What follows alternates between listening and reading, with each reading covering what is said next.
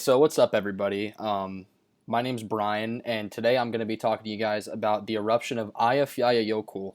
And I know that name is a mouthful, but that's honestly why I chose it, because I thought it sounded kind of cool. Um, so we're going to get right into this, and we're going to start with the three W's. So when this erupted, where it erupted, and why it erupted. So Eyjafjallajokull began erupting on March 20th, 2010, and the duration of the eruption lasted all the way until June 23rd, 2010, so 3 months, and that's I'm not really sure how long that is for a volcano to erupt, but I would think that that's pretty annoyingly long. And this happened in southern Iceland, if you couldn't already tell based off the name, because yeah, that name is something else. But the reason why this volcano decided to erupt, so as far as the tectonic setting goes for this volcano, it's located on the mid-Atlantic ridge between the Eurasian and the North American tectonic plates. Um, and so there's magma chambers beneath these tectonic plates. So whenever these two plates decided to start moving intensely, the magma chambers started to erupt, and the tectonic plates started to regurgitate this magma. So the magma plume was then expelled to the Earth and its surroundings. Um, so now that that's out of the way, let's talk about the human impacts from the eruption.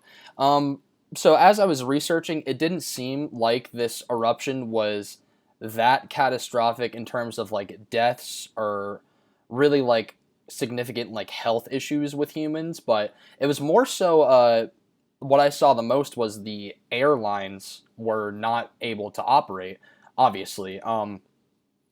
So there was volcanic gas shot tens of thousands of feet into the air. I think the highest, I guess, height I saw from the volcanic ash was over 30,000 feet, which is kind of a lot, and you could kind of see how that would really affect the ability for pilots to fly or not.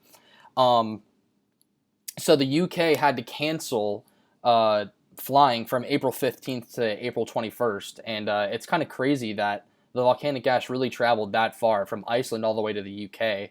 Um, and then, well, overall, other than the UK, there were 300 airports closed in total in over 2 dozen countries, which totaled to about 100,000 flight cancellations and 7 million people. And I don't want to go full capitalist on you guys, but the cost, or basically the lost revenue for the airlines was $1.7 billion. So as looking at it from like a market standpoint, that is catastrophic. That's definitely going to disrupt the economies of many different countries. Like I think I saw even Kenya, the UK, Netherlands, and obviously Iceland.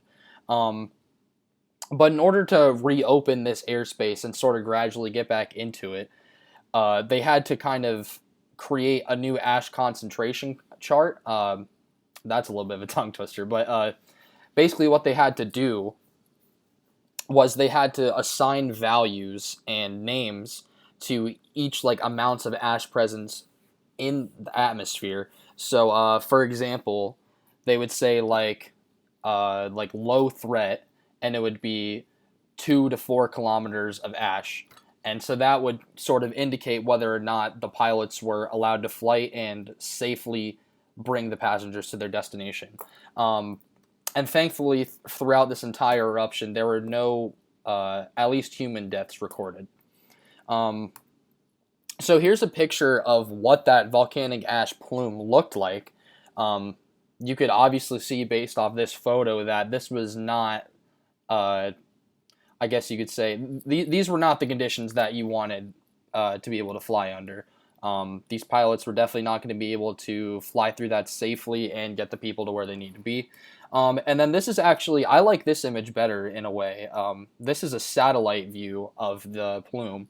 And you can kind of see how it's moving towards that south direction, which you could also see, like, if you understand what the map of the world looks like, you can see how that ash plume would affect countries like the UK, because the UK is sort of like to the southwest of Iceland and other countries in Africa as well.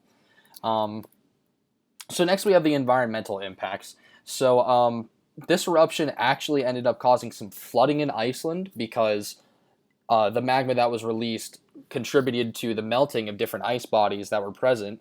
And then something that I wasn't really expecting at all is that there is sort of a bloom of plankton in the North Atlantic Ocean because some of the ash included iron deposits.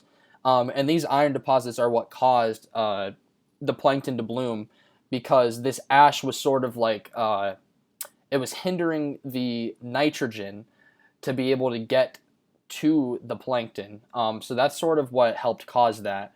Um, and then also while I was researching, the Farmers Association of Iceland basically was talking to the farmers about how, obviously you guys should be expecting some ash to cover the ground and possibly get on crops. So they were just telling the farmers that as long as they took precautions that were necessary to sort of, I guess, save their crops and their livestock. I mean, the crops weren't completely saved, but to my knowledge, there weren't any livestock that were particularly harmed because these people were prepared for this. Um, and so I guess overall, with the effect on the Earth systems, I would say that the main Earth systems that were affected were one, obviously the hydrosphere, because you had that sort of bloom of plankton from the ash. And also the hydrosphere gets affected because this water is also getting recycled. This sort of contaminated water is getting recycled throughout all of the atmosphere into plants, to the sun, photosynthesis, stuff like that.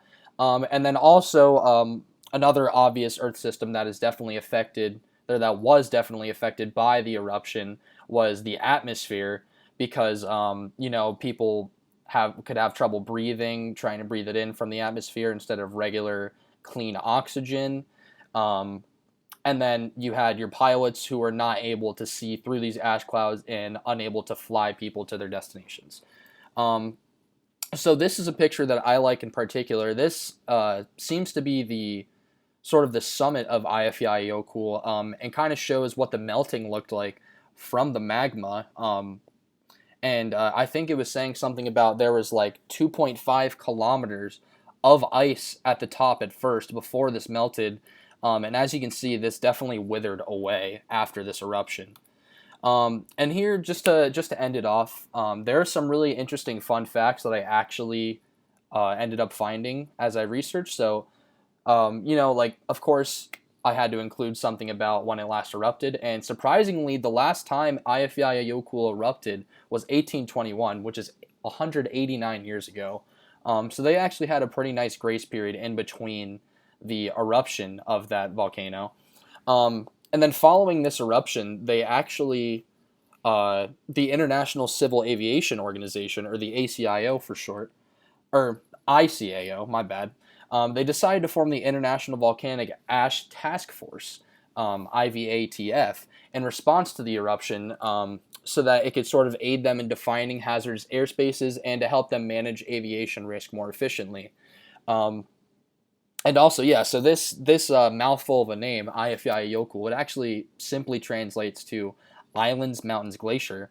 So that makes sense to me. I didn't know if it was going to be some sort of like metaphor or like a representation of something else, but yeah, it was pretty straight to the point in the definition. Um, and then surprisingly, the state funeral of the president of Poland, which I'm going to butcher this name, I guess Lech Kaczynski, and his wife Maria Kaczynska, on April 18th, 2010, was affected from this eruption. Um, and some national leaders that you've heard, like especially Barack Obama is one that you've heard of. And then these other ones, Stephen Harper, Angela Merkel, Nicholas Sarkozy. I'm not too familiar with them, but these people were not able to attend that as a result. And then finally, this one is actually the most interesting to me. The eruption impacted a record-breaking round-the-world flight led by Captain Ricardo Mortara. And his private plane was due to land in Keflavik, Iceland, but with runways shut down and people weren't able to fly in that area, he was forced to abort at the last minute, and it costed his historical speed flight 4 to 5 hours. So I couldn't imagine being him and having to experience something that unexpected. I mean, that's just the worst in the end. So yeah, that really sucks. And overall, this eruption was honestly, I guess it was not as bad as I thought, but it was also as bad as I thought in a way. Um, that's pretty counterintuitive, but basically what my thought process was is that there were going to be, all these deaths included with the eruption, but it actually just ended up affecting more of the societal factors, um, such as the inability to fly for however long that period was. Um, so here are my references just to show you that I didn't make all of this up. And I hope you guys enjoyed this video.